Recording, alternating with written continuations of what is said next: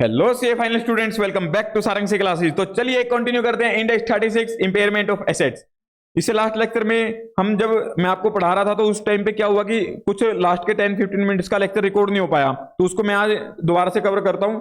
और एक सबसे पहले एक बार ये देखते हैं कि हमने लास्ट लेक्चर में क्या स्टार्ट किया था। हमने लास्ट लेक्चर में देखा था कि अगर मैं सिंगल एसेट की रिकवरेबल अमाउंट नहीं निकाल पा रहा था तो क्या मैंने उस एसेट को छोड़ दिया था? नहीं, हमने एक सीजू का कंसेप्ट निकाला था। उसमें हमने देखा था कि एक से ज्यादा एसेट जितनी भी होंगी, कितनी एसेट लेनी है उसमें हमें उतनी कम से कम एसेट लेनी है, जितनी कम से कम हो सकती है उतनी लेनी है, बट इतनी लेनी है कि वो अपने आप में एफिशिएंट हो, इतनी कि कैश जनरेट करने में कैपेबल हो। मतलब अगर मान लो मैंने 3 एसेट्स का एक ग्रुप बनाया, मान लो मैंने एक ए बी सी, मैंने 3 एसेट्स डाल दिए इसमें, ये अपने आप में इतना कैपेबल होना चाहिए ये वाला ग्रुप कि मेरे को इसकी कैश फ्लो बता सकता हूं कि कितना जनरेट किया, इसको बाहर की किसी भी और अदर एसेट की हेल्प ना लेनी पड़े। मैं सिर्फ इन 3 एसेट का कह सकता हूं कि हाँ ये तीनों एसेट अगर यूज करता हूं तो चाहे बाकी का बिजनेस रहे ना रहे, मैं इन 3 से इतना जनरेट कर सकता हूं कैश। ठीक है, ये होता है मेरा सीजीयू। इसको मैंने एक नाम दे दिया था सीजीयू, इसको मैंने एक ग्रुप मान लिया था। तो अब हम एक काम करता हूं, मैं आपको ना जो हम चार्ट बना के आ रहे थे उस चार्ट पे ही लेके चलता हूं दोबारा से आपको, जो हम यहाँ पे बनाते हैं, जो हमने इंडिविजुअल एसेट के लिए बनाया था सेम चार्ट आपका सीजीयू के लिए भी काम में आएगा। अब ये देखते हैं कि क्या देखा था हमने उसमें। एक काम करो, इसमें एक सबसे पहले छोटा सा काम कर दो, यहाँ पे एक पॉइंट और ऐड कर दो। यहाँ पे छोटा सा पॉइंट है, आइडेंटिफाई सीजीयू और एसेट, ये और एक प्रोसेस ऐड कर दो। मतलब ये आपका एसेट के लिए भी हो गया, आप साथ में ये वाला और आइटम लिख लेना वहां पे।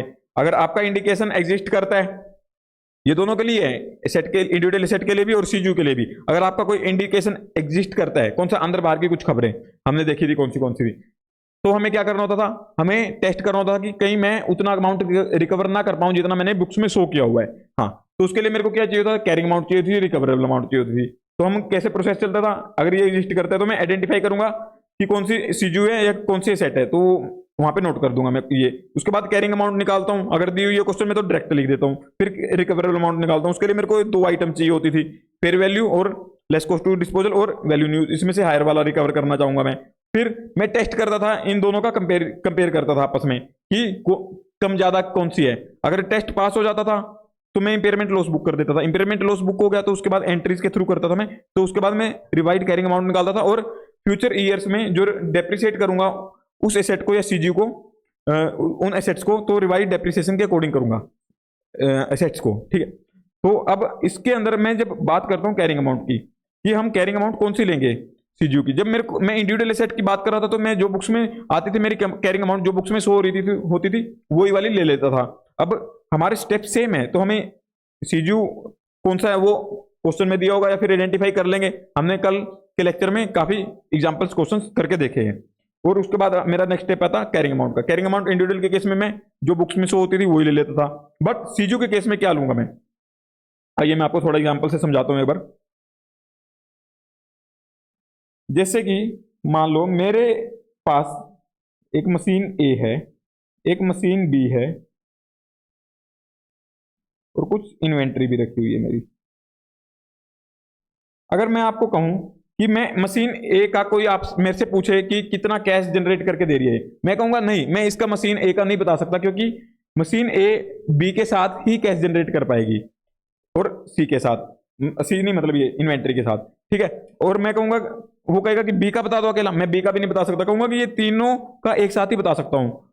मैं कहूंगा कि साहब जो ये है ये तो आप चलो इंडेक्स 16 में कवर होती है आपकी, और इंडेक्स 16 में जो एसेट्स कवर होती थी चाहे कॉस्ट पे चाहे फेयर वैल्यू पे, उसके ऊपर मेरा इंडेक्स 36 अप्लाई हो जाता है, और ये वाली भी हाँ मेरा इसके ऊपर भी अप्लाई हो जाता है इंडेक्स 36। बट ये इन्वेंट्री के ऊपर तो मेरा इंडेक्स 36 अप्लाई ही नहीं होता, तो इसको क्यों ले रहे हो आप? मेरे को तो उन एसेट्स का बताओ ना आपकी कितना कैश जनरेट करके दे सकती है ये दोनों एसेट। मैंने कहा ये मेरी एक लिमिटेशन है कि मैं आपको नहीं बता सकता कि इन दोनों का कितना है, क्योंकि मेरे को ये भी चाहिए तभी मैं बता सकता हूं ऐसा। तो अब क्या इसका इंपेयरमेंट नहीं करेंगे फिर, क्योंकि इन दोनों का तो मैं बता ही नहीं सकता, अलग अलग भी नहीं बता सकता और एक साथ भी नहीं बता सकता। अब कैश फ्लो क्यों चाहिए होता था मेरे को, कैश फ्लो क्यों चाहिए होता था? रिकवरेबल अमाउंट निकालने के लिए। हमने देखा था ना कि रिकवरेबल अमाउंट कैसे निकालते थे? रिकवरेबल अमाउंट निकालने के लिए मैं इन दो का हायर देखता था, कौन सा? Fair value less cost to sell और वैल्यू इन यूज। और वैल्यू इन यूज के लिए मेरे को क्या चाहिए होता था? वैल्यू इन यूज निकालने के लिए मेरे को चाहिए होता था present value of cash flow, यही चाहिए होता था। अब जब मैं बता ही नहीं सकता कि कितना कैश फ्लो मशीन ए दे सकती है अकेला या बी दे सकती है, तो मैंने कहा चलो कोई ग्रुप भी बता दो आप। मैंने कहा मशीन ए भी नहीं का भी नहीं बता सकता अकेले का, मैं मशीन बी का भी नहीं, दोनों का जोड़ के भी नहीं बता सकता। मैं बता सकता तो इन तीनों का ही एक बता सकता हूँ कि कितना कैश फ्लो मेरे को जनरेट करके दे रही है ये। ठीक है, तो मैंने कहा चलो कोई नहीं, आप इस तीनों का ही बता दो। तो मैंने कहा हाँ, इसका फर्स्ट ईयर का इतना जनरेट होगा, सेकंड का, थर्ड का, फोर्थ का, फिफ्थ का। मैं बता सकता हूँ कि ये तीनों मिलके इतना इतना जनरेट करेंगी। अब रिकवरेबल अमाउंट मेरा वैल्यू इन यूज निकल जाएगा उससे। वैल्यू इन यूज में कौन सी एसेट्स मेरी होगी? वैल्यू इन यूज निकल जाएगा तो उससे मेरा रिकवरेबल अमाउंट निकल जाएगा। ठीक है, रिकवरेबल अमाउंट निकल जाएगा उससे। अब मेरे को रिकवरेबल अमाउंट निकालने के लिए फेयर वैल्यू भी चाहिए होगा, फेयर वैल्यू भी चाहिए होगा। फेयर वैल्यू कौन सा लूंगा मैं? अगर वैल्यू इन यूज ले रहा हूं, अगर मैं उसके अंदर मेरा इन्वेंट्री भी आ रहा है, तो अगर मेरे को कंपेयर करना है, इन दोनों का कंपेयर करता हूं ना मैं, fair value less cost to sell, कि उसका अगर मार्केट में बेचने जाऊं मशीन ए बी और सी, ये मैं अच्छा ए बी का निकाल भी पा रहा हूं, बट वैल्यू इन यूज के साथ में इसको कंपेयर नहीं कर सकता। कंपेयर होना होता है इक्वल लेवल वालों में ही कंपैरिजन होता है, मतलब कि बराबर वालों में ही एक कंपेयर कर सकते हैं हम। अगर कोई मतलब कि आप अगर किसी को लड़ाना हो, तीन बंदों को दो के साथ नहीं लड़वाओगे आप दो को दो से लड़वाओगे, तीन को तीन से लड़वाओगे, अगर आपको कुछ कंपटीशन करवाना है तो। क्योंकि जैसे आप क्रिकेट देखते हो, उसमें 11 प्लेयर्स होते हैं दोनों, ऐसे नहीं होता कि एक में चलो कोई नहीं 6 आ जाएंगे, एक में 11 आ जाएंगे, वो इक्वल लेवल हुआ ही नहीं। आपको इक्वल लेवल पे लेके आने होंगे दोनों, जिसका कंपैरिजन होता है। ऐसे ही वैल्यू इन यूज में तो मैंने ले लिया इन तीनों का, तो fair value less cost to sell भी मैं इन तीनों का ही लेके आऊंगा, चाहे मेरी मशीन ए हो, मशीन बी हो, या फिर इन्वेंट्री। अब इन तीनों की ही मेरे को fair value less cost to sell यहाँ पे कंसीडर करनी होगी, तो उससे निकल जाएगी। जो भी हायर होगा मेरा क्या आएगा? Recoverable amount. तो रिकवरेबल अमाउंट में मेरा, अगर मैं देखूं आपको कहूं, इसके अंदर मेरा इन्वेंट्री भी कंसीडर हो चुका है, चाहे वो मेरा इंडेक्स 36 में कवर हो रहा हो ना हो रहा हो। ठीक है, तो मतलब कि ये भी मेरा इंक्लूड हो चुका है। अब मेरे को सेकंड इंपेयरमेंट टेस्टिंग के लिए क्या करना होता है? रिकवरेबल अमाउंट को मेरे को इसको टेस्ट कंपेयर करना होता है कैरिंग अमाउंट से। मतलब अब रिकवरेबल अमाउंट और कैरिंग अमाउंट को कंपेयर करना है मेरे को, तो कैरिंग अमाउंट कौन से सेट की लूंगा? मशीन ए की लूंगा, मशीन बी की लूंगा, और वही बराबर वालों में ही होती है। तो मेरे को जब रिकवरेबल अमाउंट में इन्वेंट्री कंसीडर की हुई है, तो इसमें भी कंसीडर करनी होगी कैरिंग अमाउंट में भी। तो मतलब कि मशीन ए की भी, मशीन बी की भी और इन्वेंट्री की भी, इन तीनों की कैरिंग अमाउंट मेरे को ऐड करनी होगी। ये कौन सा केस हुआ जिसमें मैं रिकवरेबल अमाउंट नहीं निकाल पा रहा था इस एसेट के बिना? अगर इसके बिना निकाल देता तो इसको ऐड भी नहीं करता, मैं सिर्फ इन दो के कर लेता। समझे? तो चलिए मैं आपको नोट्स पे लेके चलता हूं एक बार।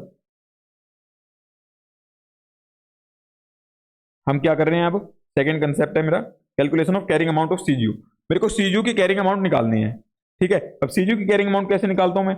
उसके अंदर एसेट्स और लाइबिलिटीज कौन सी एलोकेट करनी है वो देखूंगा।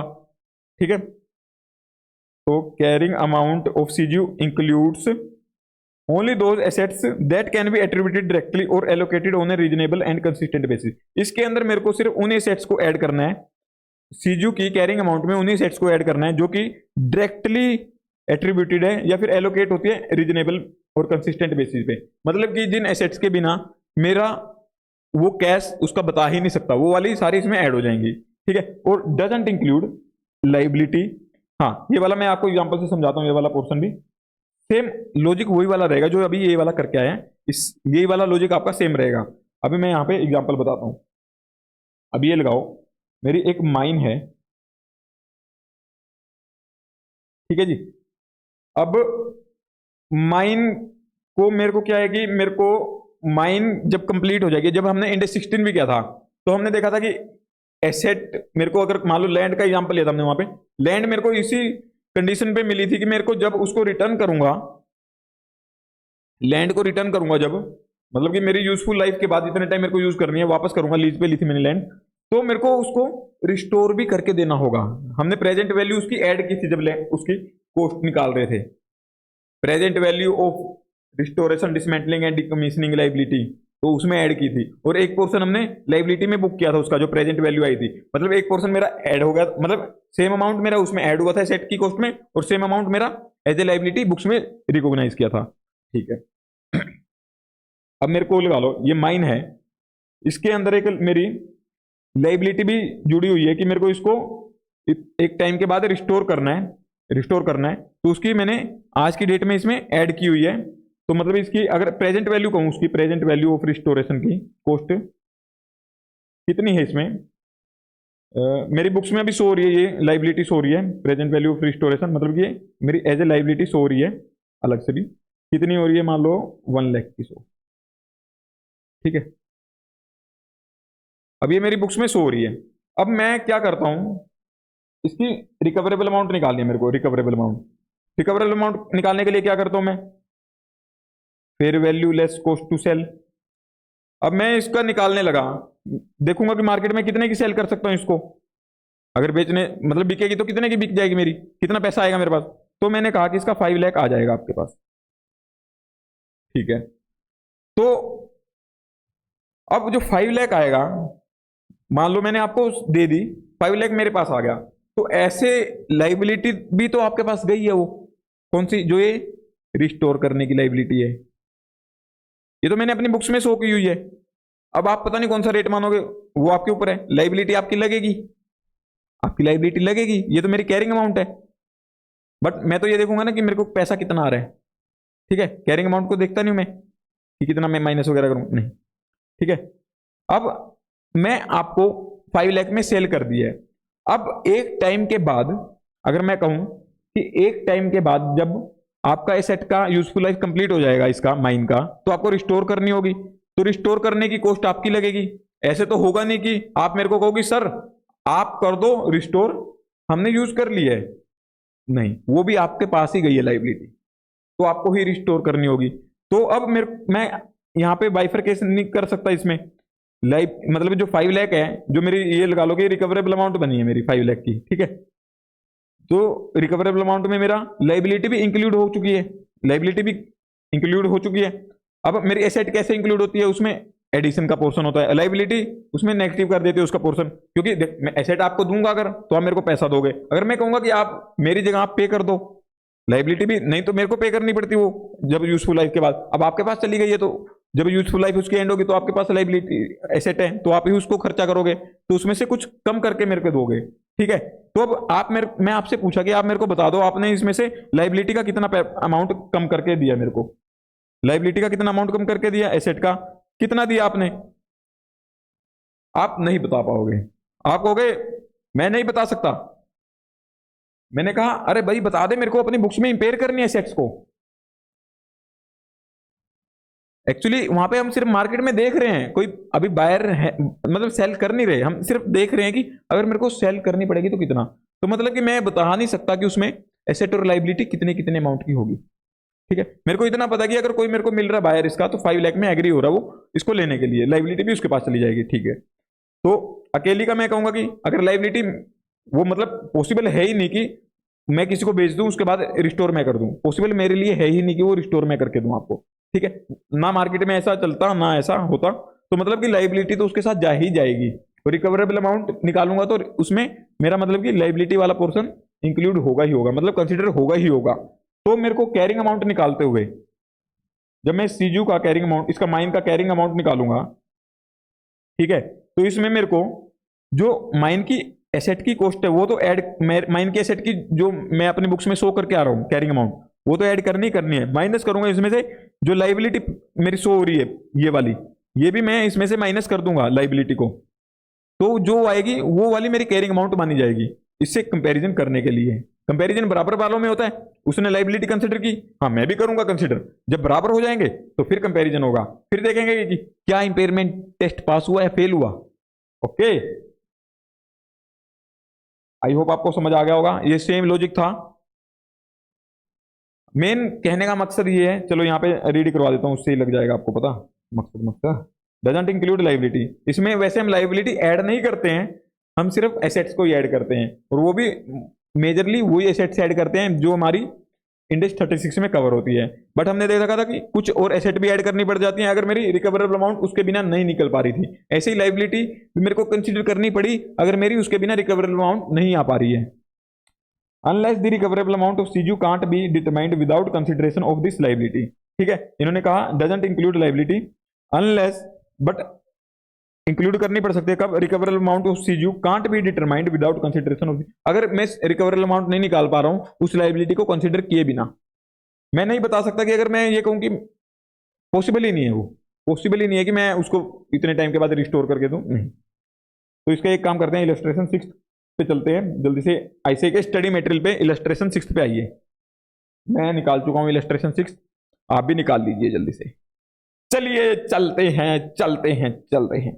एक कंपनी है, ऑपरेट करती है एक माइन को in a country where legislation requires that the owner must restore the site on completion of its mining operation. एक कंपनी ऑपरेट करती है एक माइन को ऐसे कंट्री में जहां पे लेजिस्लेशन कहता है कि ओनर को रिस्टोर करनी पड़ेगी साइट को माइनिंग ऑपरेशंस कंप्लीट होने के बाद, on completion of its mining operations. The cost of restoration includes the replacement of the overburden. इसके अंदर ओवरबर्डन की कॉस्ट भी इंक्लूड है, रिप्लेसमेंट ऑफ ओवरबर्डन, ठीक है, which must be removed before mining operations, ठीक है। A provision for the cost to replace the overburden was recognised as soon as the overburden was removed, ठीक है। The amount provided was recognized as part of the cost of the mine and is being depreciated over the, जो इन्होंने कहा है कि amount provided was, जो मतलब कि रिस्टोरेशन की अमाउंट इन्होंने प्रोवाइड की है जितनी भी अमाउंट, उसको क्या किया इन्होंने कॉस्ट, माइन की कॉस्ट में ऐड कर दिया। जैसे हम इंडेक्स 16 में क्या करके आते थे, जब एसेट की कॉस्ट निकालते थे उसमें present value of restoration dismantling वगैरह का ऐड करते थे और एक पोर्शन हम लाइबिलिटी में दिखाते थे, वो इन्होंने ज्ञान दिया extra. And is being depreciated over, हाँ वो डेप्रिसिएट तो होता ही था मेरा, जब एसेट की कॉस्ट में ऐड हो जाता था तो जितनी वो लाइफ होती थी उसके अकॉर्डिंग होता था वो डेप्रिसिएट, ठीक है, over the mines useful life.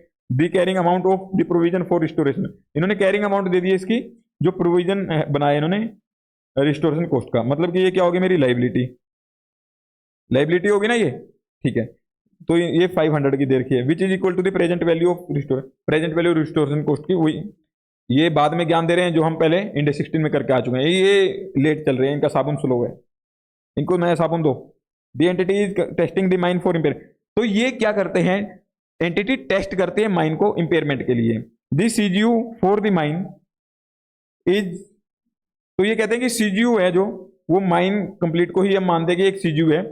The entity has received various offers to buy the mine at a price of around, तो एंटिटी को काफी ऑफर्स मिले हैं कि लोग उसको खरीदना चाहते हैं, कितने रुपए में, ₹800 में, 800 में खरीदेंगे। तो मतलब कि खरीदेंगे तो जो रिस्टोरेशन की लाइबिलिटी मैंने अपने बुक्स में बुक की हुई है तो वो भी मेरी नहीं रहेगी, वो सामने वाला पे करेगा, नहीं तो मेरे को पे करना पड़ता रिस्टोरेशन लाइबिलिटी, रिस्टोरेशन के जो खर्चे होते हैं वो मेरे को पे करने पड़ते। अब मैंने उसको 800 में बेच दिया तो वही पे करेगा।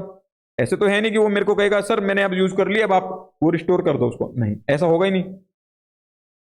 तो मतलब कि इसमें कंसीडर करने के बाद ही आया है यहाँ पे, मतलब अलग करना पॉसिबल ही नहीं है रिकवरेबल अमाउंट से मेरे को पोर्शन वो वाला, तो इसमें कंसीडर्स लाइबिलिटी, लाइबिलिटी कंसीडर हो चुकी है। और ये नीचे this price reflects the fact that the buyer will assume the obligation to restore the obligation, इसमें यहाँ पे दे भी दिया। अगर यहाँ पे ये दिया होता कि वो बायर के पास नहीं जाएगी, मतलब कि एज्यूम नहीं करेगा बायर कि ऑब्लिगेशन की रिस्टोर वही करेगा, तो उस केस में तो यहाँ पे फिर मतलब कि कंसीडर नहीं हुई लाइबिलिटी। नॉर्मली अगर नहीं दिया हो कुछ भी, ये लाइन ही नहीं दी होती तो आप क्या मानते, कंसीडर हुई है। Okay, this price reflects the fact that the buyer will assume the obligation to restore the overburden, इन्होंने ये कहा कि जो ये प्राइस दे रखा है 800, ये रिफ्लेक्ट करता है उस फैक्ट को कि buyer will assume the obligation, मतलब कि बायर उस जो लाइबिलिटी बनी है ऑब्लिगेशन रिस्टोरेशन की वो उसका एक्सपेंस बियर करेगा। Disposal cost for the mine, disposal cost कुछ है ही नहीं तो इसमें से माइनस कुछ होगा भी नहीं, मतलब फेयर वैल्यू और fair value less cost to disposal मेरे सेम है। दी वैल्यू इन यूज, अब उसका fair value less cost to disposal और वैल्यू इन यूज को मैं कंपेयर करता हूँ, ठीक है। तो वैल्यू इन यूज कितनी देर की of the mine is approximately 1200 की दी हुई है, इसमें एक्सक्लूड है रिस्टोरेशन कॉस्ट, मतलब इसमें रिस्टोरेशन कॉस्ट को कंसिडर नहीं किया गया जबकि मेरे को कंसिडर करना चाहिए। अब मैं देखता हूँ रिकवरेबल अमाउंट निकालना है मेरे को, तो इसके दो पोर्शन होते हैं, fair value less cost to sell, ये कितना देर का मेरे को अमाउंट 800 का। अब कंपैरिजन किससे करूंगा मैं, वैल्यू न्यूज से। वैल्यू न्यूज मेरा ये वाला है, इसमें तो जो 800 है इसके अंदर तो मेरा कंसीडर कर रखा है लाइबिलिटी को भी, और यहाँ पे भी मेरे को लाइबिलिटी को कंसीडर करना चाहिए, वैल्यू न्यूज को भी, इसमें भी वैल्यू न्यूज में भी कंसीडर करना चाहिए लाइबिलिटी को, तभी तो मैं आपस में कंपैरिजन कर सकता हूँ, बराबर वालों में कंपैरिजन होता है। अब इसमें अगर मैं देखूं कितने 1200 की दे रखी है इसकी वैल्यू इन यूज, माइनस कर दूंगा इसमें से मेरी कितने की दे रखी थी इसमें लाइबिलिटी, ये 500 की, तो 500 माइनस कर दूंगा इसमें से, मेरा कैश फ्लो होगा ना ये। तो हम कैश कौन सा माइनस करते थे, कैश फ्लो, हम जो बाद में लगता है कैश फ्लो को कैसे करते हैं, प्रेजेंट वैल्यू पे लेके आते हैं। और जो मेरा 500 दिया हुआ है ये प्रेजेंट वैल्यू ही तो दी हुई है इसकी, present value, present value of the restoration, ये प्रेजेंट वैल्यू ही दी हुई है आज की, तो इसको डायरेक्ट लेस कर सकता हूं, इसको तो कोई डिस्काउंट फैक्टर लगाने की जरूरत नहीं है। अगर ये फ्यूचर का दिया होता तो मेरे को डिस्काउंट फैक्टर लगा के आज की डेट पे लेके आना पड़ता प्रेजेंट वैल्यू, तो यहाँ पे डायरेक्ट कर दूंगा मैं -500, तो ये कितना आ गया मेरा 700। ठीक है जी, तो ये हो गया मेरा 700। अब इसमें से हायर कौन सा है, हायर मेरा 800, तो 800 क्या हो गया मेरा रिकवरेबल अमाउंट। अब मैं इसके बाद कैरिंग अमाउंट दे रखी है माइन की 1000 की। अब ये यहाँ पे कैरिंग अमाउंट माइन की दी हुई है, मैंने कहा था कि हम बुक्स में कैसे शो करते हैं, माइन अलग कॉस्ट पे शो होती है, लाइबिलिटी अलग होती है, मतलब कि इसके अंदर लाइबिलिटी का कहीं नहीं लिखा हुआ कि इसका एडजस्टमेंट करके दिया है, नेट कॉस्ट नहीं दी हुई इन्होंने, ठीक है, मतलब कि वो लेस करके नहीं दिया इन्होंने। तो हमें क्या करना होगा, इसको भी रिकवरेबल अमाउंट में कंसीडर किया हुआ लाइबिलिटी को यहाँ पे भी कंसीडर करेंगे, जब मेरे बराबर हो जाएंगे तभी तो उसकी आपस में कंपेरिजन कर सकता हूँ। तो मैं क्या करता हूँ, कैरिंग अमाउंट निकालता हूँ, कैरिंग अमाउंट कितनी आएगी 1000 दी हुई है, माइनस करूंगा 500 मेरी जो लाइबिलिटी है, तो कितनी आ गई है 500। अब मेरी इसका कंपैरिजन करूं अगर, 2 मिनट इसको मैं एक काम करता हूं ना, जस्ट मिनट, इसको अगर मैं लिखूं कितना आ गया 500, ठीक है। अब मैं कहूं ये 500 मेरी carrying amount, carrying amount 500, recoverable amount मेरी 800, मतलब कि टेस्ट फेल। अब टेस्ट फेल हो गया तो क्या करूंगा मैं, इंपेयरमेंट लॉस बुक ही नहीं करूंगा, कुछ नहीं करूंगा, बस ये टेस्ट करके देख लिया हमने, फेल ही हो गया तो नो इंपेयरमेंट लॉस, वही दिया इन्होंने। एक बार ये रीड भी करवा देता हूँ, this is you fair value ये 800, द अमाउंट कंसिडर रिस्टोरेशन, इसके अंदर कंसिडर की हुई है, that have already as a consequence the value in use, value in use निकाली इन्होंने 700 की आई। तो इसमें से हायर वाला कौन सा होगा था, ये जो मतलब कि कैरिंग अमाउंट निकाली इन्होंने 500, ठीक है। तो वही देर का जो मैंने आपको कराया, ठीक है, इसको देख लेना एक बार नोट्स पे, चलिए दोबारा से। हाँ, ये लाइबिलिटी वाला हो गया हमारा। अभी मैं आगे आता हूं, recoverable amount of CGU is sometimes determined after considering assets. हाँ वही रिकवरेबल अमाउंट में हमने देखा कि अगर वहां पे एसेट ऐसी कंसिडर की हुई है जो कि मेरा इंडेक्स 36 में कवर नहीं होती है, तो मेरे को वो भी लेनी पड़ी है।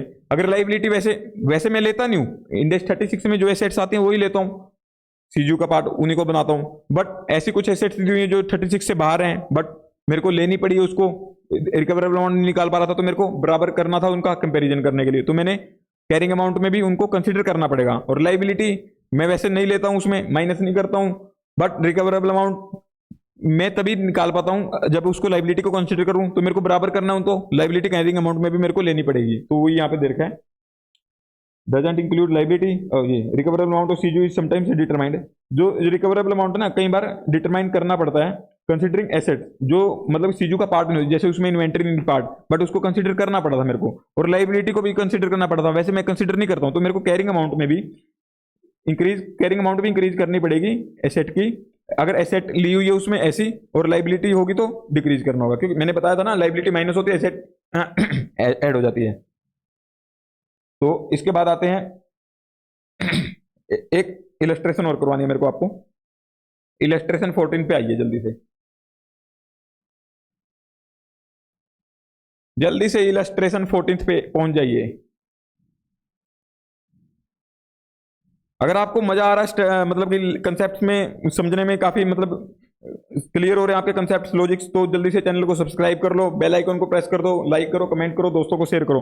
आपको कहोगे सर आप तो हर लेक्चर में बोल दे, तो ये देखो अभी मेरे को नीड है इन चीज़ों की, सब्सक्राइबर भी चाहिए मेरे को, लाइक्स भी चाहिए, कमेंट्स भी चाहिए, और आपके मतलब काफ़ी दोस्तों को भी चाहिए कि मतलब आपके दोस्त भी लेक्चर्स को देखें। अगर मैं अच्छा पढ़ाता हूँ तो ही लाइक करना, सब्सक्राइब करना, कमेंट करना। अगर आपको लगता है कि नहीं हमें समझ नहीं आ रहा तो मत करना फिर।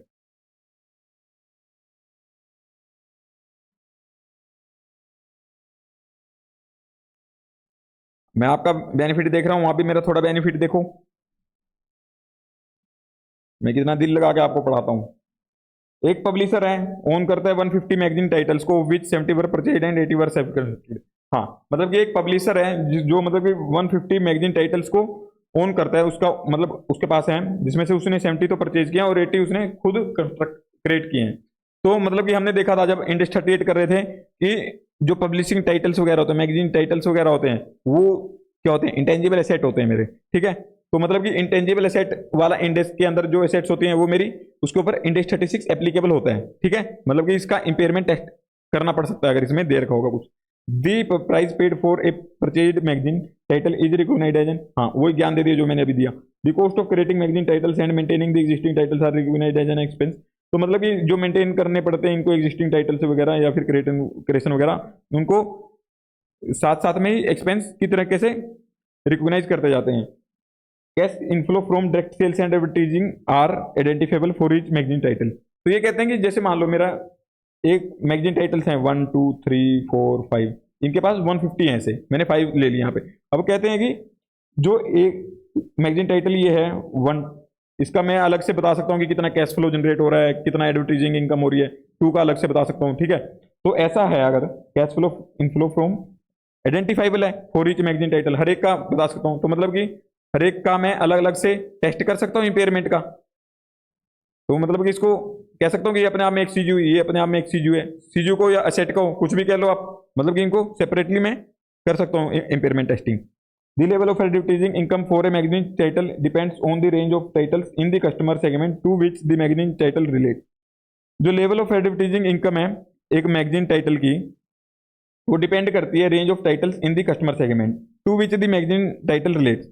जिस सेगमेंट से मैगजीन टाइटल रिलेट करता है उस सेगमेंट के अंदर कितने depends on the range of title, कितने टाइटल्स की रेंज है, मतलब कितने टाइटल्स वगैरह हैं उस कस्टमर सेगमेंट में। जिस कस्टमर सेगमेंट से मान लो ये है एक कस्टमर सेगमेंट से, ये मान लो एक कस्टमर सेगमेंट है, इससे रिलेट करता है अगर ए से, तो इसके अंदर देखना है कि अगर मेरे कितने कितने उसके अंदर टाइटल्स आते हैं। अब जितने आएंगे उसके बेसिस पे इसकी ये जो एडवर्टाइजिंग इनकम है ना, वो इन्फ्लुएंस होती है, कम ज्यादा हो जाती है, ठीक है। वही लिखा है इन्होंने, the level of advertising income for a magazine title depends on the range of titles in the customer segment to which the magazine title relates. Management has a policy to abandon all titles. Management की एक policy कि वो पुराने titles होते हैं जो उनको abandon कर देती है before the end of their, उनकी इकोनॉमिक लाइफ खत्म होने से पहले, उससे पहले ही कर देती है। And replace them immediately with new title, और रिप्लेस कर देती है उसकी जगह नए टाइटल्स ले आती है for the same customer segment, same customer segment के लिए, ठीक है। Identify the CGU for an individual magazine title. हम ये देखो मैं उसका आइडेंटिफाई कर पा रहा था अकेले अकेले में, हाँ ठीक है, तो अकेला मेरे को पता है कि कैश फ्लो कैसे हो, कितना हो रहा है, बट ये मेरा मतलब कि रेलेवेंट है नहीं कि मान लो ये कहते हैं कि इसमें कितने सेगमेंट है, अगर ज्यादा हो जा मतलब इसके मतलब इस सेगमेंट, इसकी सेगमेंट है जिसमें ये टाइटल है, इसके अंदर अगर इसके साथ कंपटीटर ज्यादा होंगे तो इसका कम कैश फ्लो होगा, बट वो तो मार्केट में भी होते हैं मेरे, तो उसको हम देखेंगे ही नहीं, तो वो मेरे लिए इरिलेवेंट है। तो मतलब कि ये अकेले आप में अपने आप में एक सीजीयू है। तो आइए आंसर देखते हैं। It is likely that the recoverable amount of an individual can be assessed. हाँ, इसका रिकवरेबल अमाउंट अकेले का मैं असेस कर सकता हूँ, मेरे को कैश फ्लो पता था कितना हो सकता है, ठीक है। Even though the level of advertising income for A title is influence. हाँ, मतलब कि एडवर्टाइजिंग इनकम उसकी इन्फ्लुएंस हो सकती है टू ए सर्टन एक्सटेंट, कुछ एक्सटेंट तक, बाय द अदर टाइटल, जो अदर टाइटल्स भी होंगे उस रेंज में in the customer segment. Cash inflows from direct sales and advertising and identify. तो मतलब कैश जो डायरेक्ट सेल्स हो गया, एडवर्टाइजिंग से कितनी इनकम हो रही है, मैं हर टाइटल के लिए आइडेंटिफाई कर सकता हूं, ठीक है। In addition all the titles are manage by customer segments, जो टाइटल्स है वो मैनेज करते हैं customer segments. Decisions to abandon titles are made on individual title basis. तो मतलब कि डिसीजन अगर अबेंडन करना भी है मेरे को तो इंडिविजुअल टाइटल बेसिस पे होता है वो, मतलब कि ऐसा नहीं है कि दूसरा अबेंडन हो गया तो इसको भी अबेंडन करना होगा, ये अबेंडन हुआ तो मतलब डिपेंड नहीं है किसी के ऊपर, वो अपने आप में है, ठीक है। Therefore it is likely that individual magazine title generate cash inflows that are largely. तो जो जनरेट करता है वो इंडिपेंडेंट है, दूसरे के ऊपर डिपेंड नहीं है। And that etch magazine title is a separate, तो उसको सेपरेट सीजू मान लिया जाएगा, ठीक है, यही दे रखे। तो चलिए एक बार नोट्स पे चलते हैं दोबारा से।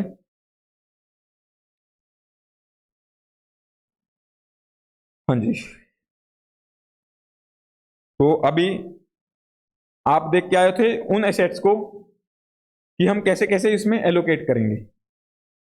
एलोकेट मतलब कौन सी एसेट की कैरिंग अमाउंट लेंगे हम अभी क्या कर रहे हैं, अभी कैरिंग अमाउंट ही देख रहे हैं कि कैरिंग अमाउंट क्या लेनी है। कैरिंग अमाउंट क्या लेनी है उस सीजीयू की।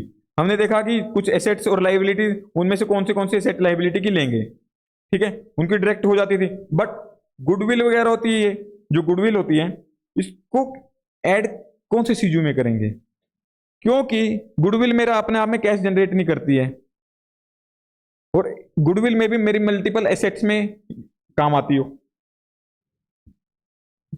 गुडविल अपने आप में इंडिपेंडेंटली कोई कैश जनरेट नहीं करती है, उसकी वजह से कुछ कैश एक्स्ट्रा मेरा सिनर्जी का बेनिफिट जरूर हो जाता है। जैसे कि मान लो, मैं एग्जांपल से बताता हूं आपको,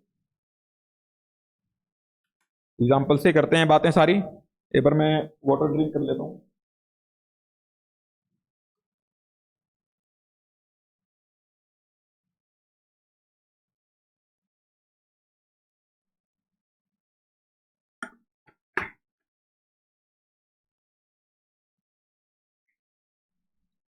हाँ जी, तो देखिए करते हैं बातें अब, जो, हाँ कौन से वाला बता रहा था मैं, गुडविल का। अभी जैसे मैंने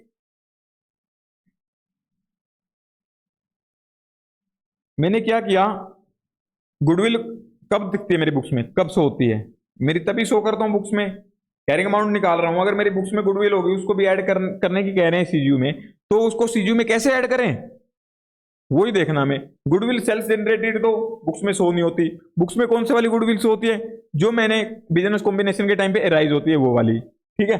अब मेरी मान लो जब मैंने बिजनेस कॉम्बिनेशन किया था, मतलब दूसरे बिजनेस को एक्वायर किया था, मैं ए एंटिटी हूं, दूसरे वाली बी एंटिटी है, ठीक है।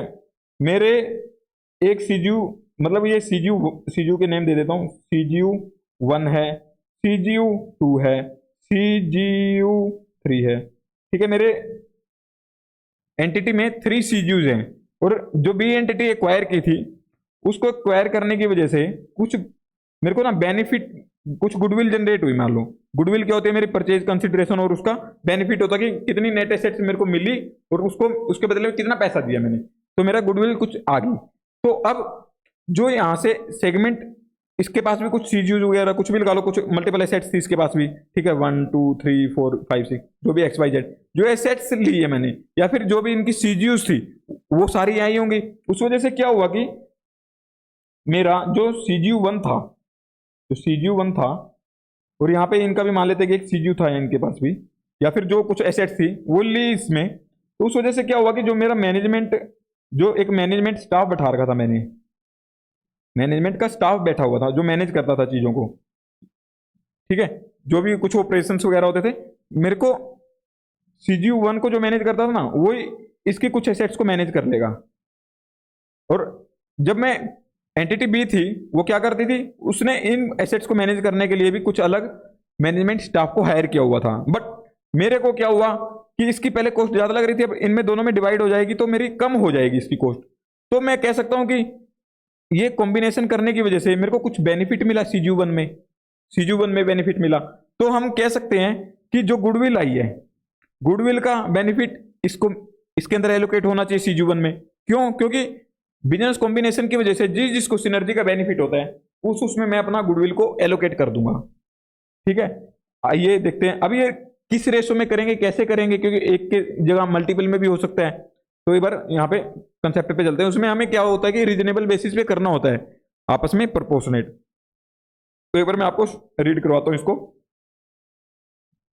Goodwill does not generate cash flow independently, वो मतलब अपने आप में अकेले में कुछ कैश फ्लो जनरेट नहीं कर सकती, तो उसको तो साथ में लगना ही लगना पड़ेगा किसी के साथ। अगर मैं ये कह दूं तो कोई गलत बात नहीं होगी कि अगर आपको गुडविल मिलती है तो वहां पे सीजीयू का केस आएगा ही आएगा, ठीक है, क्योंकि गुडविल दूसरी एसेट के साथ मिलकर ही बता सकती है कि हाँ कितना कैश जनरेट हो रहा है, अकेली नहीं कर सकती वो। It must be allocated from the acquisition date, तो ये एलोकेट कब कर देंगे, जैसे एक्विजिशन हुआ था उसी डेट पे मेरी गुडविल जनरेट होगी, तो उसी दिन मेरे को जिसमें सिनर्जी का बेनिफिट मिल रहा था उसमें एलोकेट कर दूंगा।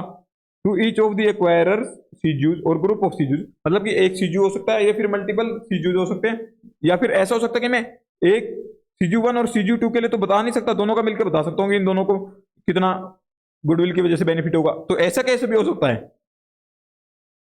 ये कैरिंग अमाउंट ही निकाल रहे हैं, बहुत इजी है। कैरिंग अमाउंट क्या है हमारा, बुक्स में से कौन सी सेट की ले रही है कैरिंग अमाउंट, वही तो ऐड करनी है हमें, और कौन सी लाइबिलिटी माइनस करनी है। कुछ भी मुश्किल लगा आपको, रिकवर इसका सीधा सा फंड है आपका, जो रिकवरेबल अमाउंट में कंसीडर हुआ है वही वाला आप इसमें कैरिंग अमाउंट में भी ऐड कर दोगे। कोई एसेट रिकवरेबल अमाउंट में आ रही है, यहाँ पे भी ऐड करोगे। लाइबिलिटी वहां पे कंसीडर हुई है, यहाँ पे भी आप कंसीडर कर दोगे। सिंपल सा लॉजिक है। ज्यादा हम जो अभी तक डिस्कशन कर रहे थे, मे भी आपको लग रहा होगा कि कुछ भारी भरकम डिस्कशन हुआ, ऐसा कुछ भारी भरकम हुआ ही नहीं है। बस वही है, आपको एक हवा बना हुआ कि हाँ इंपेयरमेंट इंडेक्स काफी डिफिकल्ट है, नहीं इसमें सिंपल सा है। रिकवरेबल अमाउंट में जो आ रही है वही वाली एसेट की कैरिंग अमाउंट वगैरह आपको लेनी है, ठीक है। अगर मैं कहता हूं कि उसमें 5 एसेट आ रही है तो उन 5 एसेट की आप कैरिंग अमाउंट ले लो, बराबर वालों में कंपैरिजन करवाना है बस। इसमें कुछ डिफिकल्ट है, लगा कुछ डिफिकल्ट नहीं ना, बस it must be allocated from the acquisition to each of the acquirers so that are expected to benefit from the synergies of the business economy। उन सीजूज और ग्रुप ऑफ सीजूज में इसको एलोकेट कर देंगे गुडविल को, जिसका मेरे को एक्सपेक्टेशन है कि इसको सिनर्जी का बेनिफिट मिलेगा बिजनेस कॉम्बिनेशन की वजह से, जिस सीजू को, जैसे हमने एग्जांपल में समझाया मैंने आपको, ठीक है। मैंने एक का सीजू को बताया, अगर मान लो वो सीजू 2 को भी मिलता तो उन दोनों में प्रोपोर्शनेट करते। जैसे मान लो यहीं पे चलते हैं एक बार दोबारा, यहाँ पे मैंने सिर्फ अभी सीजू 1 को कहा, अब मैं कहता हूँ कि सीजू 2 का भी ऐसा कुछ सिनर्जी का बेनिफिट मिला, तो क्या करूंगा, इन दोनों के अंदर में इसमें इसमें और इसमें, क्योंकि इसको भी सिनर्जी का बेनिफिट मिला मान लो कॉम्बिनेशन की वजह से, तो CG1 और CG2 दोनों में एलोकेट कर दूंगा इस गुडविल को। किस प्रोपोर्शन में एलोकेट करूंगा, वैसे तो क्वेश्चन में आपको दिया होगा कि इस प्रोपोर्शन में इन दोनों को सिनर्जी का बेनिफिट मिल रहा है, तो आप उसी पोर्शन में कर दोगे। अगर नहीं दिया हुआ तो आप कोई और रीजनेबल बेसिस देखोगे कि कौन सा और रीजनेबल बेसिस हो सकता है। तो आप इनकी ये भी देख सकते हो कि फेयर वैल्यू वगैरह के बेसिस पे कर सकते हो कुछ। अगर फेयर वैल्यू नहीं पता तो आप जो इनकी कैरिंग अमाउंट है, कैरिंग अमाउंट के बेसिस पे कर सकते हो। अगर इन्होंने साथ में इनकी कैरिंग अमाउंट के साथ में आपको इनकी यूजफुल लाइफ भी पता तो आप वेटेड एवरेज करके कर सकते हो, मतलब इनकी मल्टीप्लाई यूजफुल लाइफ के साथ भी कर सकते हो। मतलब कैरिंग अमाउंट और यूजफुल लाइफ दोनों का लेके उसके अकॉर्डिंग आप इसको प्रोपोर्शनेट कर सकते हो। किसी भी वे में जो आपको रीजनेबल लगता है वही करना है। वैसे तो क्वेश्चन में दिया होगा, नहीं दिया होगा तो आपको रीजनेबल बेसिस उठाना है, ठीक है। तो चलिए, ईच यूनिट और group of units to which goodwill is allocated shall represent the lowest level within the entity at which goodwill is monitored for internal। वही सेम वो दे रखा है कि आपको वैसे ही एलोकेट करना है लोएस्ट से लोएस्ट लेवल पे, कि मतलब जितनी कम से कम एसेट हो सकती है, वही इन्होंने जो हम पहले बातें करके आ चुके हैं वही वाले ज्ञान दे रखा है, eight which goodwill is monitored for internal, ठीक है। नोट भी लार्जर देन, बट ये जो 108 इंडेक्स हम जब करेंगे तो उसके अंदर एक सेगमेंट्स आती हैं, तो उस सेगमेंट से ज्यादा साइज नहीं होना चाहिए उस एसेट का। भाई आप कह रहे हो कि उस सेगमेंट के अंदर मान लो मेरी 100 एसेट्स आती हैं, बट आप जो ये गुडविल एलोकेट करोगे ना, 100 से ज्यादा एसेट तो नहीं होनी चाहिए आपकी उसमें जो सीजू वगैरह बनाओगे, ठीक है। अब ये मैंने आपको बताया था ना कि मतलब सीजू 1 में आप नहीं बता सकते कितना, सीजू 2 में नहीं बता सकते कि उसे का कितना सिनर्जी बेनिफिट, बट दोनों का मिला के बता सकते हो, तो ऐसा हो सकता है। तो इसको क्या कहेंगे हम, लार्ज सीजू, इसको लार्ज सीजू कह देंगे हम। इन दी रेशो, इसको कैसे मतलब एलोकेट करोगे, इन दी रेशो और मैनर गिवन इन क्वेश्चन, जो क्वेश्चन में दिया होगा उस मैनर में कर दोगे। अगर नहीं दिया है इन दी रेशो, उसकी फेयर वैल्यू पे के बेसिस पे कर दोगे। एक इसके बेसिस पे कर देते हैं, कैरिंग अमाउंट के बेसिस पे भी, ठीक है। तो आइए इलस्ट्रेशन, इसके कुछ एग्जांपल्स और इलस्ट्रेशंस करते हैं। बस ज्यादा कुछ है नहीं, इसमें भी बहुत इजी है। आपको गुडविल एलोकेट कैसे करनी है, कौन सा एग्जांपल्स वगैरह दे रखे हैं इसमें, देख लेता हूँ। 4th 5th 6th एग्जाम्पल पे चलिए, एग्जाम्पल 4th 5th 6th।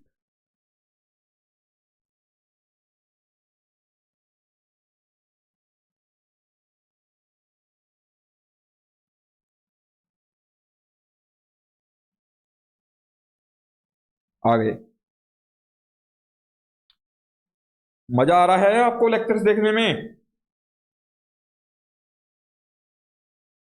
तो चलिए जल्दी से करते हैं इसको complete. An airline is subject to cost pressures common in the sector. An airline is subject to cost pressures common in the sector. ठीक है, एक एयरलाइन है जिसके अंदर मतलब कोस्ट प्रेशर्स कॉमन है उसके सेक्टर में कि कोस्ट कटिंग वगैरह ये आजकल हर इंडस्ट्री का ही काम है।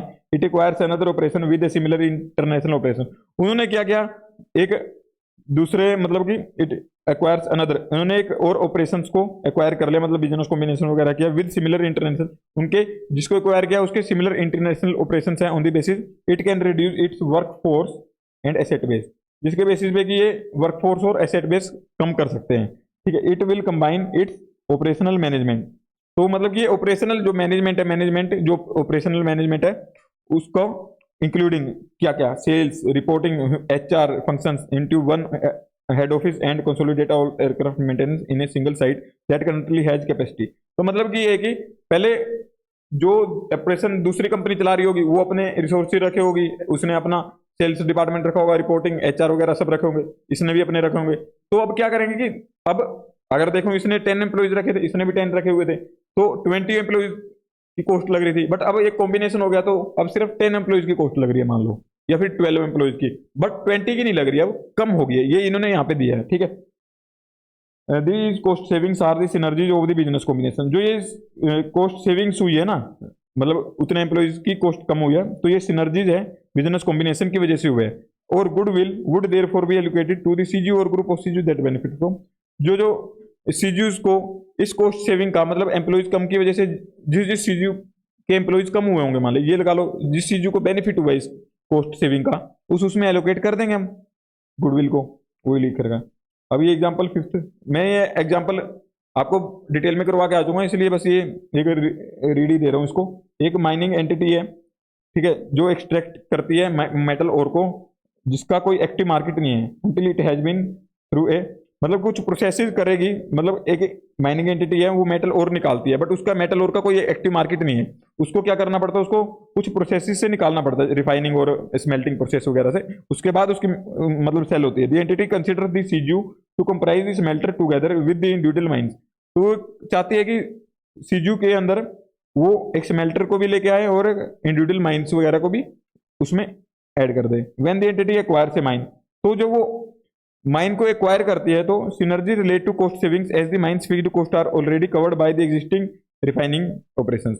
तो जब वो माइन को एक्वायर करती है तो उसके साथ कुछ सिनर्जीज भी आती है, जैसे कॉस्ट सेविंग्स होती है, माइंस की कुछ फिक्स्ड कॉस्ट होती है जो कवर मतलब कि ऑलरेडी एग्जिस्टिंग जो उसके रिफाइनिंग ऑपरेशंस है उसके ऊपर लगी रही है, तो उसको एक मतलब कि जो स्मेल्टिंग और ये रिफाइनिंग प्रोसेस है ये कहती है कि ये इनके जो पहले चल रहे हैं ना उसमें ही काम चल जाएगा, और नई माइन लेके आएंगे तो उसकी जो कॉस्ट पहले इसमें लग रही थी अब इन दोनों में लग जाएगी, मतलब कि कॉस्ट कम होगी, वही कॉस्ट सेविंग होगी। तो अब जिस जिस कॉस्ट सेविंग हुई है जिस जिस सीजू में उसमें एलोकेट हो जाएगी ये goodwill business combination. Goodwill is therefore allocated to the CGU comprising the smelter, जिस जिसमें स्मेल्टर कंप्राइज होगा उसके अंदर ये गुडविल एलोकेट कर देंगे, क्योंकि यही तो इसकी कॉस्ट सेविंग हो रही है ना। When the entity acquires a synergy relate to cost saving as the mines fixed cost are fixed cost कौन सी थी इनकी, ये स्मेल्टिंग और रिफाइनिंग, तो उसके अंदर एग्जिस्टिंग माइंस एंड दिनविली टू दी कंप्राइजिंग सीजू, जिस जिसके अंदर भी ये स्मेल्टर होगा एग्जिस्टिंग माइंस उसके अंदर ये सारा एलोकेट कर देंगे, मतलब जिस जिसको भी सिनर्जी का बेनिफिट मिलता है वही उसके अंदर हो जाएगी allocate.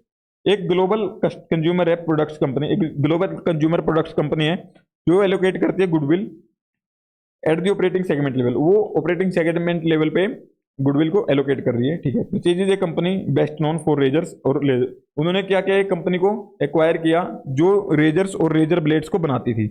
It has not previously manufactured razors, जो मतलब कि ये कंपनी है जिसने एक्वायर किया है उसने कभी भी जिंदगी में रेजर्स वगैरह नहीं बनाए हैं।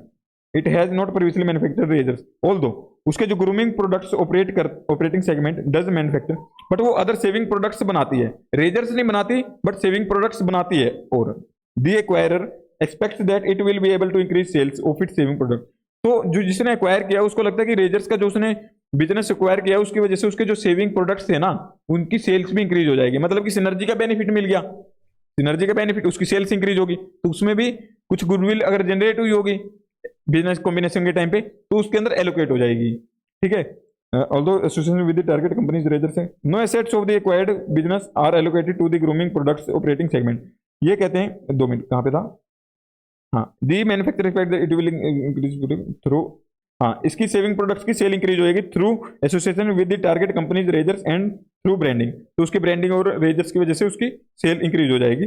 No assets of the acquired business are allocated to the grooming products.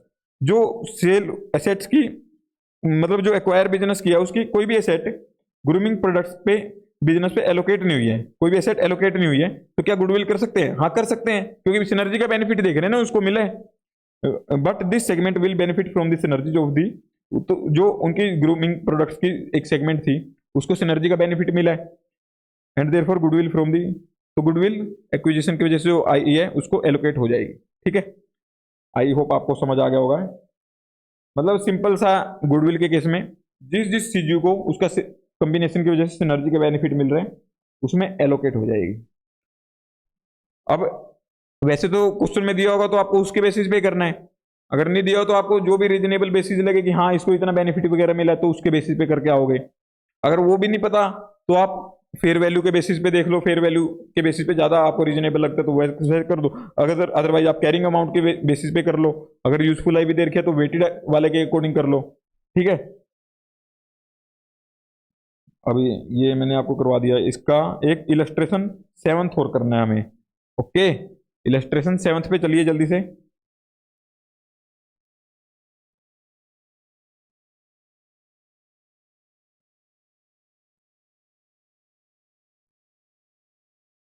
हाँ ये रहा, इसके अंदर देखिए एंटिटी ए है वो एक्वायर करती है एंटिटी बी को कितने में, 50 मिलियन में लेती है, of which rupees 35 million is the fair value of the identifiable assets acquired and liabilities assumed। तो ये इसको मतलब एंटिटी ये लेती है बी को 50 मिलियन में, जिसमें से 35 मिलियन फेयर वैल्यू है आइडेंटिफाइबल एसेट्स की, एक्वायर्ड एंड लाइबिलिटीज एज्यूम्ड। तो मतलब कि नेट एसेट्स उसकी आई 35 मिलियन, नेट एसेट्स होगी ये तो 35, और ये पीसी परचेज कंसिडरेशन हो गया, मतलब कि 15 मिलियन की क्या होगी गुडविल। हम जब बिजनेस कॉम्बिनेशन करेंगे, आप तो इंटर में भी करके आ चुके हो, पीसी और नेट एसेट का जो डिफरेंस होता है,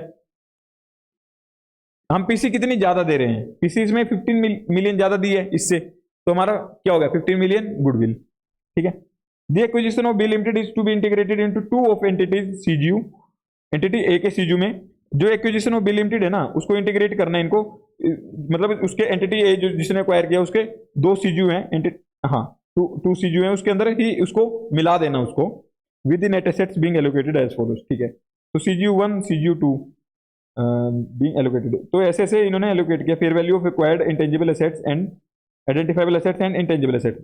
तो 25 10 मतलब एसेट्स ऐसे ऐसे एलोकेट होगी, CGU1 में डाल दिया मैंने जहाँ पे मतलब जिसको मैंने CGU1 माना था उसके अंदर जो एसेट्स आई कहा कि 25 मिलियन CGU1 के लिए और 10 मिलियन CGU10 में एलोकेट होगी मेरी। ठीक है, और इसके बाद in addition to the net assets acquired that are assigned to CGU2 the acquiring entity expect CGU2 to benefit from certain synergies related to the acquisition. तो ये कह रहे हैं कि in addition to the net asset, जो net asset तो acquire हुई है उसके अलावा जो मतलब जो CGU2 को हुई है मतलब कि एलोकेट हुई है that are assigned to CGU2 the acquiring entity expect CGU2, तो ये एंटिटी जिसने एक्वायर किया वो एक्सपेक्ट कर रही है कि CGU2 को कुछ बेनिफिट भी मिलेंगे सिनर्जी के उस एक्विजिशन से related. CGU2 is expected to realise higher sales of its products, मतलब ये इनको पता है कि CGU2 हायर सेल करेगा एक्विजिशन की वजह से अपने प्रोडक्ट्स वगैरह का बिकॉज ऑफ एक्विजिशन, वही ठीक है उसके, क्योंकि उसके एक्वायर्ड एंटिटी जिसको एंटिटी एक्वायर किया उसके कुछ डिस्ट्रीब्यूशन चैनल्स उसके पास आ गए हैं जिससे कि उसकी सेल इंक्रीज हो जाएगी। There is no synergistic goodwill attributable to other CGUs, तो मतलब कि ऐसा सिनर्जी किसी अदर सीजूज में नहीं एट्रीब्यूट हुआ। Entity A allocated the piece of the acquired goodwill to CGU1 and CGU2 33 और इतने इतने का, तो डिटरमाइन करो इनका कितना कितना गुडविल एलोकेट होगा। जब मेरे को इनका मैं देखूं रीजनेबल बेसिस कौन सा है, रीजनेबल बेसिस निकालना है कौन सा है, हमें इसकी जब पता है कि अलग अलग कितने कितने एलोकेट हुए हैं। ठीक है, और मेरे को यह भी पता है कि पीसी कितना कितना है एलोकेटेड दी पीसी कितना कितना एलोकेट किया CGU1 में 2 में। जब मेरे को अलग अलग पीसी पता है तो मैं अलग अलग ही देख लूंगा ना कि पीसी और उसका नेट एसेट में कितना कितना डिफरेंस आ रहा है। अगर मैं CGU1 में देखूं इसको 30 नहीं CGU1 को हाँ 33 मिलियन दिया, इसको 33 मिलियन और इसको 17 मिलियन। ठीक है, इतना एलोकेट हो गया। अब इसको इतना एलोकेट हो गया तो मतलब इसमें पीसी ज्यादा है। ज्यादा क्यों दिया 25 से ज्यादा? क्योंकि मेरा गुडविल था। तो इसमें कितना गुडविल आ गया मेरा? ए में 33 माइनस 25 8, और इसमें 17 माइनस 7, इसमें 7। तो आइए ऐसे का देखते हैं पर, ये देखो 8 और 7 ऐसे साइन हो गया। If goodwill is allocated to the CGUs based on the difference between the PC, that is direct method. तो ये ऐसे डायरेक्ट मेथड के थ्रू हमने कर दिया एलोकेट। जो रीजनेबल बेसिस लगेगा उसके बेसिस पे कर दो। अभी चलते हैं, हाँ अभी तो देखो बात की हमने गुडविल की। अभी गुडविल का अभी टॉपिक खत्म नहीं हुआ, गुडविल का और भी बताऊंगा। ये मैं सिर्फ आपको कैरिंग अमाउंट निकालना सिखा रहा हूं कि कैरिंग अमाउंट कैसे ऐड करोगे। ठीक है, कैसे कैसे एलोकेट करोगे इसको, रीजनेबल बेसिस पे आपको एलोकेट करना गुडविल को। ठीक है, गुडविल को लोवेस्ट लेवल जितना हो सकता है उसके बेसिस पे आप निकालोगे, कौन सा लोवेस्ट लेवल वगैरह है उसके ऊपर एलोकेट करोगे। और एलोकेट कैसे, ये रेशो बता दिया कि कौन से रेशो में, जो क्वेश्चन में दिया होगा उसके बेसिस पे या फिर रीजनेबल बेसिस पे। इसमें अगर आपको लगता है ये या फिर कोई और वे भी आपको रीजनेबल लगता है तो वो लगा लो। ठीक है, तो मतलब कि ये कुछ मैंने दे दिया था आपको। ये एलोकेशन देख रहे हैं हम, कैरिंग अमाउंट कैसे निकाल रहे हैं। अभी मैंने बाकी जितनी एसेट्स थी सारी ऐड करके देख ली, कौन सी लाइबिलिटी ऐड करनी, कौन सी एसेट ऐड करनी, कैरिंग अमाउंट वो सब देख लिया। गुडविल कैसे एलोकेट होगी वो देख लिया। और उसके बाद मेरे को अभी कॉर्पोरेट एसेट्स ये होती क्या है इसके बारे में भी डिस्कशन करना है कि ये कॉर्पोरेट एसेट कहते किसको हैं। तो आइए मैं बताता हूं आपको कॉर्पोरेट एसेट होती क्या है। जैसे आपने देखा होगा कि एक, आपको एग्जांपल से समझाता हूं।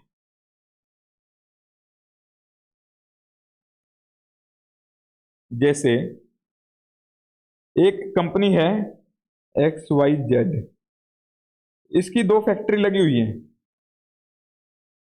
एक तो फैक्ट्री ए है,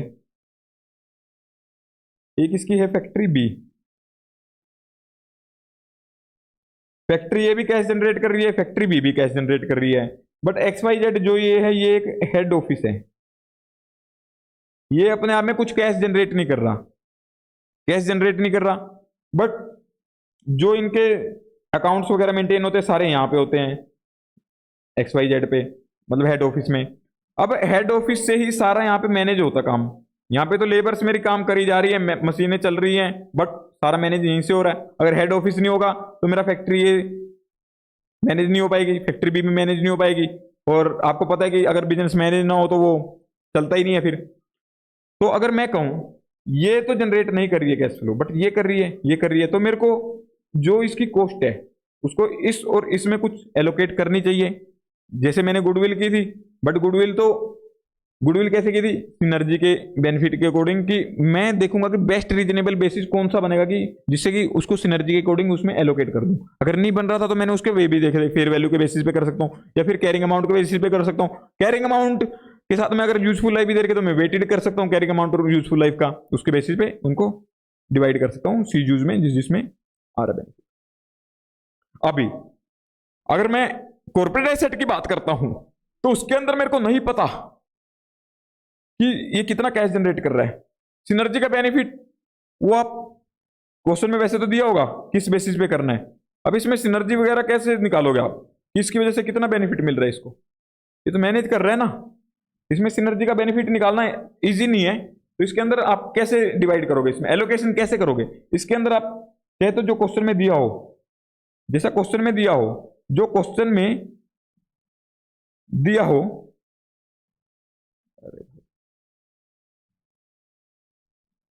क्या दिया हो क्वेश्चन में, रेशो, उस रेशो के बेसिस पे कर दो। या फिर कुछ इन्होंने एक मैनर बता दिया हो कि इस मैनर में करना आपको, उस मैनर में कर दो। अगर नहीं बताया, इसमें नहीं बताया, इफ नोट नोट, तो उस केस में क्या करोगे आप, उस केस में आप एक रीजनेबल बेसिस लोगे।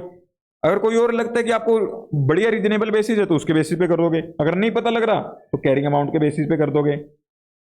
मतलब फैक्ट्री ए की कितनी कैरिंग अमाउंट, फैक्ट्री बी की कितनी कैरिंग अमाउंट। ये फैक्ट्री ए की जगह आप सीजू ए कर लो, सीजू ए, ठीक है, सीजू ए, क्योंकि हम सीजू नाम देते हैं ना, तो सीजू बी। मैं इसमें मान लिया था कि फैक्ट्री लेवल पे मैंने सीजू माने हैं इसको, ठीक है। तो आप कुछ भी कह लो, इसको बात एक ही है। कैरिंग अमाउंट जो जो इनकी सीजीयूज की है, इसकी और इसकी, उसके बेसिस पे इनमें एलोकेट कर दोगे। अगर इसकी आपको पता है कि इस सीजीयू की कितनी यूजफुल लाइफ है, सीजीयू कह लो, फैक्ट्री कह लो, जो भी है, इस, या फिर अगर फैक्ट्री से लोअर लोअर लेवल पे हो सकता है डिवाइड, तो मतलब एक फैक्ट्री के अंदर मान लो मैं 3 सीजीयू बना देता हूं, तो आप सीजीयू के बेसिस पे ही करोगे ना कि ए सीजीयू में कितना देना, बी में कितना देना, सी में कितना देना, इसमें कितने सीजीयू है उसके, तो सीजीयू के बेसिस पे एलोकेट होगा, ये सीजीयू के बेसिस पे एलोकेट होगा। ओके, तो बात करते हैं।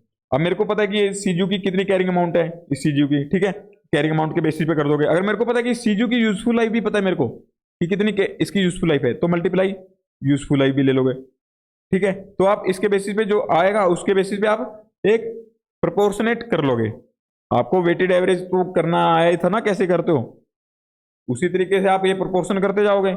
इसका कितना मान लो, मान लेते हैं कि चलो मैं आपको इसका क्वेश्चन ही करवा दूंगा, एक टेंशन मत लो, क्वेश्चन ही करवाएंगे आपको। एक टेस्टेड नॉलेज का क्वेश्चन भी है इसका, जबरदस्त है, उसको करवाऊंगा मैं। तो हमें अभी नोट्स पे चलते हैं।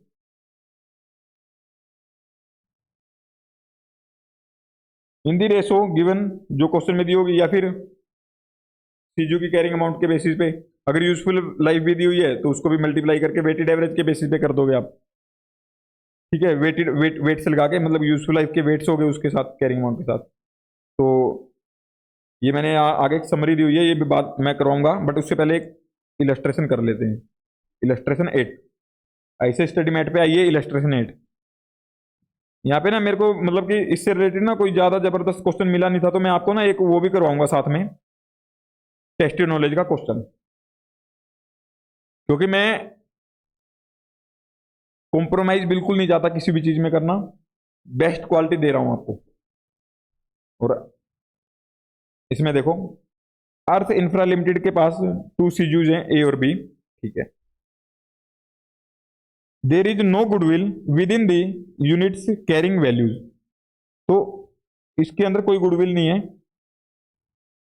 देर is no goodwill within the units carrying values, the carrying values of the CGUs are, CGU A की वैल्यू दे रखी है इन्होंने 20 मिलियन, ठीक है, मतलब कि इसकी वैल्यू दी हुई है इन्होंने 20 मिलियन की, और सीजू बी की दी हुई है इन्होंने 30 मिलियन की, ठीक है। The company has an office building which is it is using as an office headquarter and has not been included in the above values, तो ये कहते हैं कि इस कंपनी के पास ना एक ऑफिस बिल्डिंग भी है जिसको एज ए हेडक्वार्टर, मतलब हेड ऑफिस की तरीके से यूज कर रहे हैं, एंड जिसकी कॉस्ट इसमें इंक्लूड नहीं है, मतलब कि इसकी कैरिंग अमाउंट में इंक्लूड नहीं है वो values, and can be allocated to the units on the basis of their carrying values. और इधर दे दिया कि इसको एलोकेट करना होगा आपको, हेडक्वार्टर की कॉस्ट को किस बेसिस पे कर सकते हो आप, इसको कैरिंग वैल्यूज की बेसिस पे कर सकते हो, यूनिट्स की कैरिंग वैल्यू के बेसिस पे। The office building has a carrying value, जो ये सीजी ऑफिस बिल्डिंग है इसकी कितनी कैरिंग वैल्यू है, 10 मिलियन की। 10 मिलियन को आपको एलोकेट करना है, रिकवरेबल अमाउंट दे रखी है, वैल्यू न्यूज दे रखा है, are based on value in use इतना, और ठीक है, इनकी रिकवरेबल अमाउंट दे रखी है, इन्होंने वैल्यू न्यूज के बेसिस पे निकाल दी। मैं कह सकता हूँ वैल्यू न्यूज के बेसिस पे निकाल सकते हैं ये, फिर value less cost to sell ना भी हो तो भी निकाल सकते हैं, ठीक है। अब ये हो गया इनका, ठीक है। तो अभी मेरे को क्या करना होगा, कैरिंग अमाउंट निकाल रहा था मैं सीजू की, अब मेरा सीजू कितने हैं इसमें, सीजू की अगर बात करूं, सीजू मेरा एक तो ए सीजू है, एक बी है। इसकी पहले तो खुद की कितनी कितनी कैरिंग अमाउंट है, खुद की सीजू की कितनी कैरिंग अमाउंट है, इसकी है मेरी 20 मिलियन, इसकी है 30 मिलियन। अब इसमें एलोकेट करूंगा मैं, एलोकेटेड कॉर्पोरेट एसेट, ये कॉर्पोरेट एसेट कहता हूं इसको, ठीक है। कॉर्पोरेट एसेट कितना कितना करूंगा, 10 मिलियन को मेरे को एलोकेट करना है इस रेशो में कैरिंग अमाउंट की, ठीक है, क्योंकि क्वेश्चन में भी बोला हुआ है, जो क्वेश्चन में बोला पहले तो वही मानेंगे। अब इसको मेरे को 2/3 की रेशो में एलोकेट करना है, तो कैसे होगा, इसको एलोकेट करूं मैं अगर ए में 10 मल्टीप्लाई 20/50, इन दोनों का टोटल ये 50 हो गया ना, ऐसे करना होगा मेरे को। तो इसमें आ गया मेरा 4, इसमें आएगा मेरा 6, इस दूसरे पेन से लिखता हूँ 4 और 6, तो इसकी कितनी होगी मेरी टोटल, इसको मैं इरेज कर रहा हूँ, इसकी मेरी होगी 24, इसकी होगी 36, क्या होगी ये कैरिंग अमाउंट। एलोकेशन करने के बाद उसको फिर मैं कंपेयर करूंगा रिकवरेबल अमाउंट से, रिकवरेबल अमाउंट ए की कितनी दे रखी है 18 और बी की 38। तो ए के केस में अगर देखता हूं कैरिंग अमाउंट 24, रिकवरेबल 18, तो मतलब टेस्ट पास हो गया, इसको इंपेयर कर दूंगा। तो इसको मैं इंपेयर कर दूंगा किसको, ए को। तो कितना होगा मेरा carrying amount minus recoverable amount, carrying amount minus recoverable amount कितना आ गया 24 माइनस 18 6 मिलियन। और ये मेरा रिकवरेबल अमाउंट, ये रिकवरेबल अमाउंट है ना आपका, रिकवरेबल अमाउंट है मेरा 38 रिकवरेबल अमाउंट, और ये कैरिंग अमाउंट 36, मतलब कि टेस्ट फेल। तो इसमें नो इम्पेयरमेंट। देखते हैं, ये 4 और 6 एलोकेट किया, इसमें 6 का आ गया, इसके अंदर कोई भी इम्पेयरमेंट लॉस नहीं आया। ठीक है, ये इन्होंने दिया हुआ है।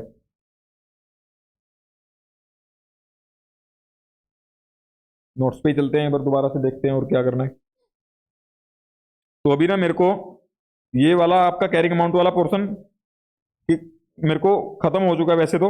इसके अंदर देखो मैंने यहाँ पे समरी बना दी है, बट एक क्वेश्चन और करवाऊंगा मैं जो जबरदस्त है काफी, टेक्स्ट नॉलेज का। इसमें कैरिंग अमाउंट है पीपी की ऐड की हमने, जो सबसे पहले एलोकेट की थी, मतलब ऐड की थी, जो कौन सी एसेट थी, उसके अंदर हमने साथ में इन्वेंटरी भी कर दी थी ऐड।